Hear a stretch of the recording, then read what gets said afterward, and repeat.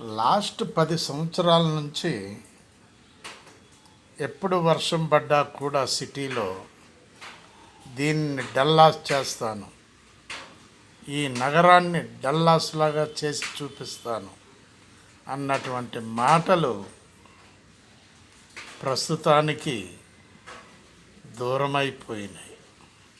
అక్కడ డల్లాస్ కాలేదు, వల్ల కాడు కాలేదు. ఈ విధంగా ఉంటాయి మాటల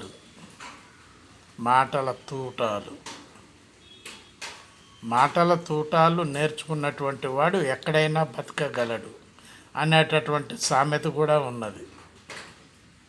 ఇది కొంతమందికే తెలుసు.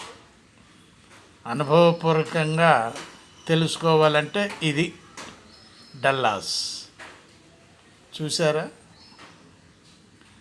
డైరెక్ట్గా రాజకీయాల్లో దిగితే ఈ విధంగానే డల్లాస్ మాటలు ఉంటాయి.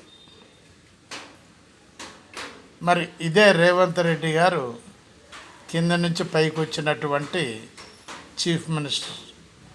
ఈ చీఫ్ మినిస్టర్ని నానా రకాలుగా వేధిస్తున్నటువంటి అలవాటు పడిన ప్రాణాలు, గిలగిల తన్నుకుంటున్నటువంటి ప్రాణాలు. ఆలోచించండి ప్లీజ్. బివి ప్రసాద్, హైదరాబాద్.